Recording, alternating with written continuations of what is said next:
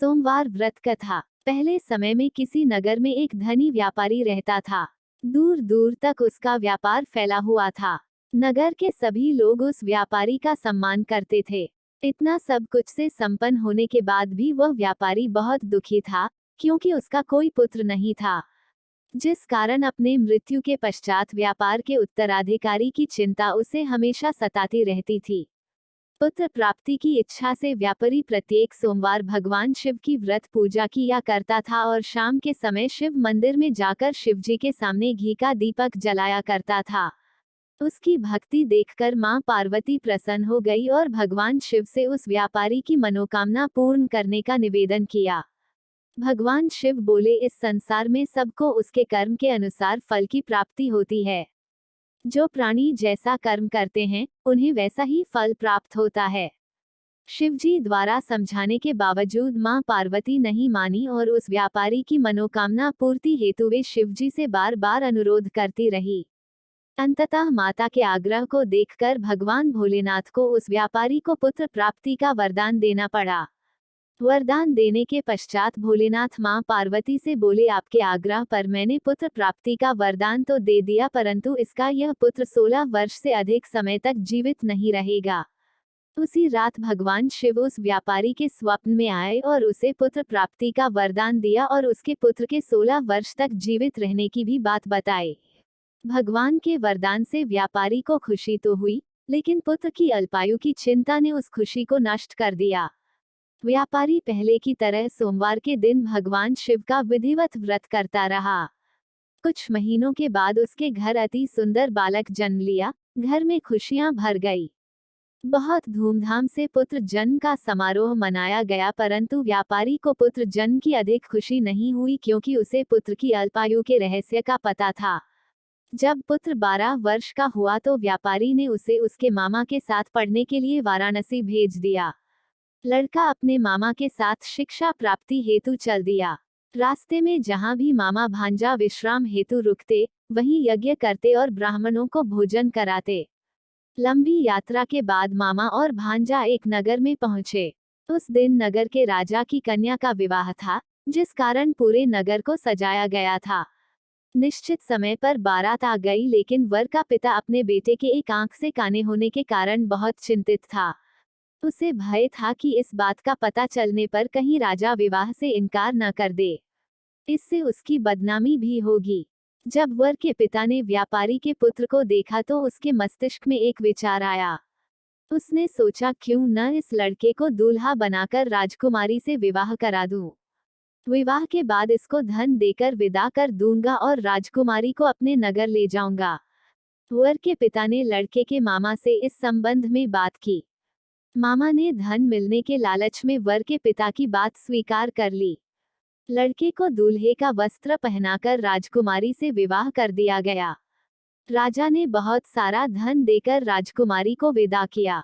शादी के बाद लड़का जब राजकुमारी से साथ लौट रहा था तो वह सच नहीं छिपा सका और उसने राजकुमारी के ओढ़नी पर लिख दिया, राजकुमारी, तुम्हारा विवाह मेरे साथ हुआ था। मैं तो वाराणसी पढ़ने के लिए जा रहा हूँ और अब तुम्हें जिस नवयुवक की पत्नी बनना पड़ेगा, वह कान्हा है। जब राजकुमारी ने अपनी ओढ़नी पर लिखा हुआ पढ़ा तो उसने काने लड़के के साथ जाने से इनकार कर दिया। राजा सब बातें जानकर राजकुमारी को महल में रख लिया। उधर लड़का अपने मामा के साथ वाराणसी पहुंच गया और गुरुकुल में पढ़ना शुरू कर दिया। जब उसकी आयु 16 वर्ष की हुई तो उसने यज्ञ किया। यज्ञ के समाप्ति पर ब्राह्मणों को भोजन कराया और खूब अन्न वस्त्र दान किए। रात को वह अपने शयन कक्ष में सो गया। शिव के वरदान के अनुसार शयनावस्था में ही उसके प्राण पखेरु उड़ गए। सूर्योदय पर मामा मृत भांजे को देखकर रोने पीटने लगा। आसपास के लोग भी एकत्र होकर दैख प्रकट करने लगे। लड़के के मामा के रोने विलाप करने के स्वर समीप से गुजरते हुए भगवान शिव और माता पार्वती भी सुने। पार्वती ने भगवान से कहा, प्राणनाथ, मुझे इसके रोने के स्वर सहन नहीं हो रहे।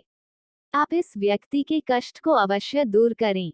भगवान शिव ने पार्वती के साथ अदृश्य रूप में समीप जाकर देखा तो भोलेनाथ पार्वती से बोले, यह तो उसी व्यापारी का पुत्र है जिसे मैंने 16 वर्ष की आयु का वरदान दिया था। इसकी आयु पूरी हो गई है। मां पार्वती ने फिर भगवान शिव से निवेदन कर उस बालक को जीवन देने का आग्रह किया।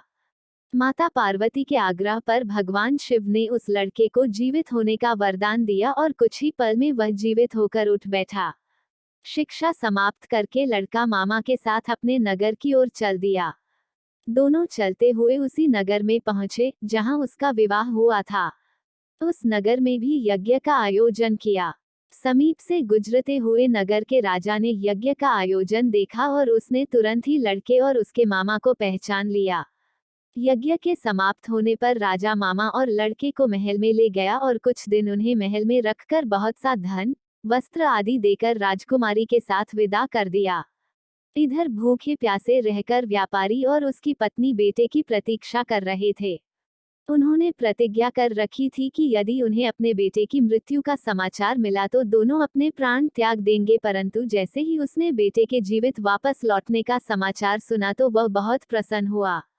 वह अपने पत्नी और मित्रों के साथ नगर के द्वार पर पहुंचा।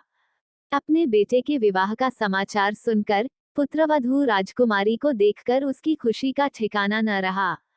उसी रात भगवान शिव ने व्यापारी के स्वप्न में आकर कहा, हे श्रेष्ठी, मैंने तेरे सोमवार के व्रत करने और व्रत कथा सुनने से प्रसन्न होकर तेरे पुत्र को लंबी आयु प्रदान की है। पुत्र की लंबी आयु जानकर व्यापारी बहुत प्रसन्न हुआ। सोमवार का व्रत करने से व्यापारी के घर में खुशियां लौट आईं।